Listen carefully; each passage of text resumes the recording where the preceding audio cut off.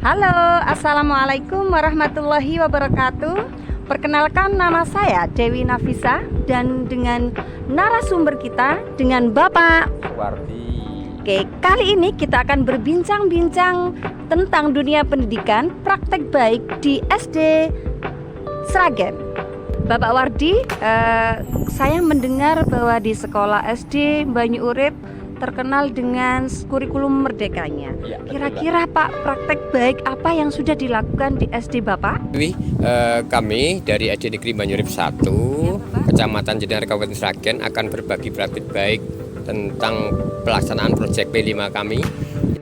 Dari SD Negeri Banyu Urip 1 akan berbagi praktek baik tentang proyek P5 dengan tema kewirausahaan. Pak, di SD Banyu Urip 1, kenapa memilih tema wirausaha, Bapak? Baik, Pak. Jadi kami memilih tema kewirausahaan karena kami sudah rapat dengan Dewan Guru, terutama Komite Pembelajaran, untuk mengamati lingkungan sekitar kami, apakah yang cocok atau sesuai yang dikembangkan di SD Negeri Banyu Urip 1 ini. Oke, Bapak. Oke. Kira menurut Pak Wardi, kira-kira situasi di lingkungan sekitar di SD negeri itu apa, Pak?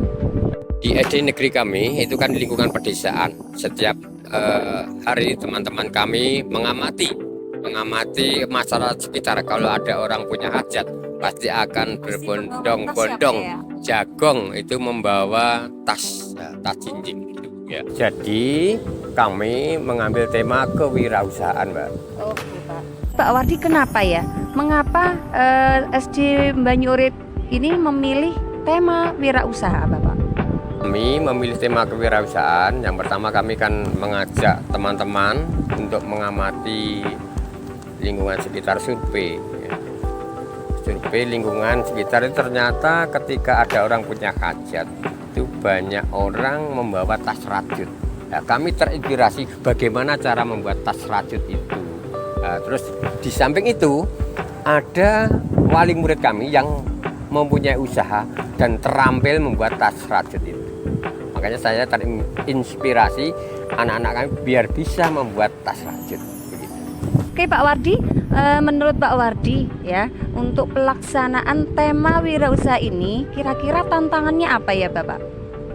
Tantangan yang kami hadapi ketika melaksanakan proyek P5 untuk kewirausahaan, yang pertama itu yang jelas itu narasumbernya kami hanya tersedia 2 orang. Itu pun saya harus menyesuaikan jadwal dan kegiatan dulunya bersedia enggak dengan kegiatan di sekolah gitu.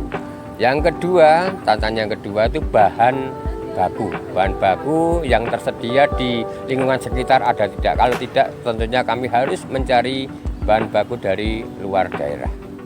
Oh ya, Pak Wardi, tertarik sekali saya, Pak Wardi, untuk tema yang sudah diambil di SD Banyu Urip ini satu dengan tema wirausaha. Untuk langkah-langkahnya, Pak Wardi, kira-kira langkah-langkah apa saja yang dilakukan untuk pelaksanaan di tema wirausaha ini, Bapak? Untuk langkah-langkah yang kami lakukan, yang pertama itu saya melakukan MOU dulu, kesepakatan dengan wali murid yang akan saya jadikan narasumber. Kalau beliaunya bersedia menjadi narasumber, proyek saya lanjutkan. Yang kedua, kami harus menyusun jadwal kegiatan untuk pelaksanaan pelatihan dari kelas 1 sampai kelas 6. Saya menyusun jadwal kelas 1, 2, 3, dan seterusnya.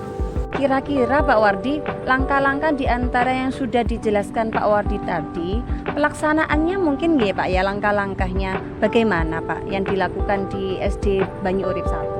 Langkah-langkah setelah kami menyusun jadwal, yang pertama saya kan harus membuat program. Anak-anak itu diajari dari yang mudah ke yang sukar. Misalkan fase A itu saya suruh membuat kerajinan rajut yang sederhana. Kemudian fase B yang agak rumit, misalkan membuat sebuah dompet. Sedangkan untuk yang fase C, kelas 5 dan 6 tentunya membuat produk tas rajut yang lebih rumit dibandingkan dengan adik-adiknya. Seperti itu, Mbak. Oke Pak Wardi, dari penjelasan Pak Wardi tadi, berarti untuk pelaksanaan tema wirausaha ini dibedakan nggih Pak ya? Dibedakan antara fase A, fase B, dan fase C. Betul begitu Bapak? Betul sekali, di SD karena ada 3 fase, maka setiap fase harus melaksanakan proyek P5 kewirausahaan. Itu dari yang fase A mudah, sedang, ke yang paling rumit. Luar biasa sekali Pak SD yang sudah dilaksanakan di SD Banyu Urip ini dengan tema wirausaha. Dari langkah-langkah yang sudah dilakukan Bapak, kira-kira menurut Pak Wardi, hasilnya kira-kira dari yang sudah dilaksanakan apa Pak? Hasil dari proyek P5, terutama kewirausahaan, yang pertama itu saya merubah karakteristik siswa kami, terutama untuk jiwa wirausaha. Jiwa wirausaha yang pertama adalah ulet, terampil. Yang ketiga harus kreatif dalam membuat rasa-rasa yang agar bisa dinikmati digunakan oleh masyarakat.